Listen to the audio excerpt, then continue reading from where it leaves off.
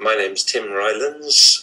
I've been a teacher for more than 25 years, but for the last 4 years, I've been lucky enough to travel around this country and around the world, talking about different ways of using ICT to motivate and inspire children of all ages and abilities, and the important elements really about the impact that ICT can have on standards, whether that's standards, accessible ones, or confidence, creativity, the willingness to get involved.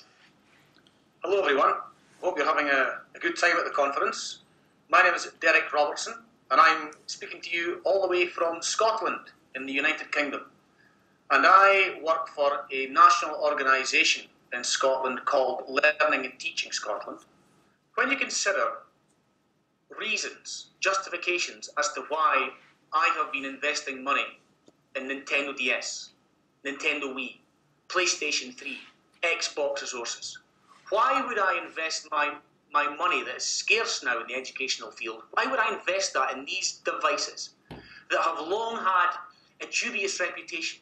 I could talk to you for hours about the games that we have bought from the shops that were built for entertainment, but that we believe are inherently educational and that they offer schools and learners and teachers really powerful learning contexts that offer challenge, demand, appeal, cultural relevance, and that they can help take learners forward. But the virtual is no replacement for the real. I think we have to have a really good mix of the analog and the digital. There is no replacement for getting them outside, smelling it, dirty from it, picking it up, finding out real problem-solving skills.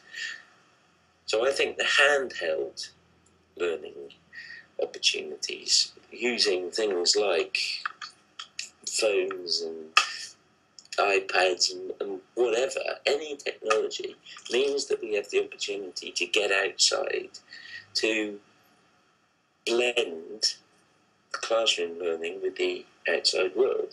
Hi, my name is Dawn Halliburton. I am the ICT coordinator and senior teacher at O'Dell Junior School in the London Borough of Redbridge. We have been using handheld devices for about 3 years, primarily the Nintendo DS, but also the Nintendo Wii.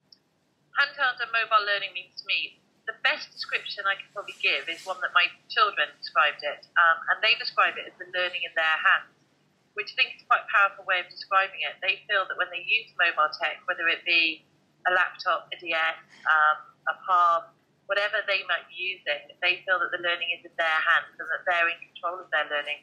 So to me, that's what the mobile tech means in school, that they're in charge and they're in control, which I think is very powerful and one that we should be trying to get our students to be in charge of. With teaching and learning, we need to think about a theoretical perspective. And one of the things that we hang a lot of our justification on, and it comes from James Paul G's work from the States. And he wrote a text called What Video Games Can Teach Us About Learning and Literacy. And in that, he talked about semiotic domains and their importance in terms of understanding where children situate themselves in learning. If you take the domain of the school is the area where we have learners and we have teachers. Generally, the teacher is the one who has status, mastery of the content, experience, expertise, knows what's going on. And the learner comes into that domain really as a visitor, has some status, but isn't at the same status as the teacher. The domain of the computer game, for instance, where children choose to situate themselves. And in that domain, we have children who have the status, have the mastery of the content, have the expertise, have the experience. They have all these things that they don't have in the school domain. So what we are trying to do is by taking, let's say, an appropriate game such as Professor Layton for the Nintendo DS, and we use that to allow the children to play it, but we hang literacy activities on it, numeracy activities, art and design, environmental studies, health and well-being, all modern foreign languages, all hang around the context of the game. And so the children seem to feel that although we've crossed the domains, if you think about a Venn diagram, and we have the domain of the games world and the domain of the school, and they intersect, in that space, we feel that the school sits and the pupils readily and willingly sit. And it allows us to position and present traditional curriculum within a context that sits within an area that has cultural appeal, cultural relevance for learners. We think that is hugely, hugely important. The mobile technology is relevant to the children today because they all have it, either in their pocket or at home. They all own some kind of mobile device. So I think it's bringing tools that are familiar to them into a different setting that they might not be used to. And if children can use those things that they have at home when they're in the classroom as just one part of effective teaching and learning, then we have some real powerful opportunities. When we're using any technology, if it engages children, if it motivates, if it inspires, if it gets them taking off and flying, that's not enough. It has to go beyond just, oh yes, they loved it, and we ended up with some really lovely pictures, and they really enjoyed it.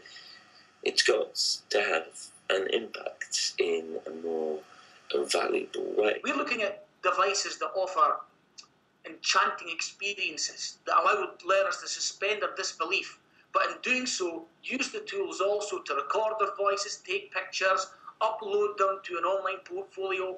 That's where we're looking at, so that learning becomes seamless. It becomes part of who learners are, that they don't detach the gameplay from the data collection, from the thought processes, from the collaboration with their peers. That's the kind of thing that we really believe that's what we're looking for from our devices as things start to develop.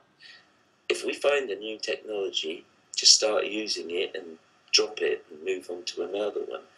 We're not fulfilling our professional duties, really. I think the aim should be to use technologies appropriately and effectively.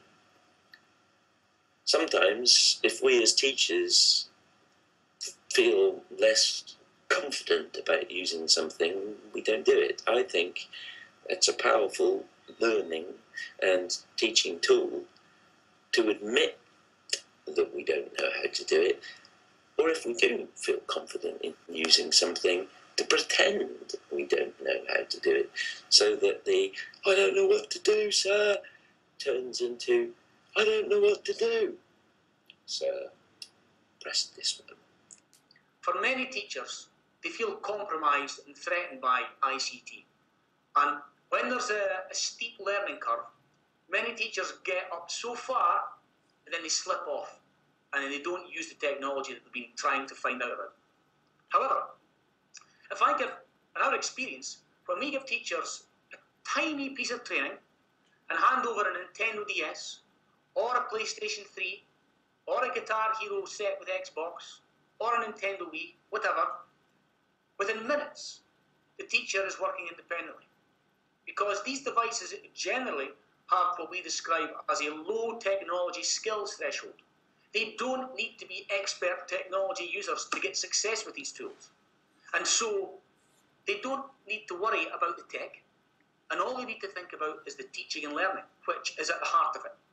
We must impact and enhance teaching and learning with these devices.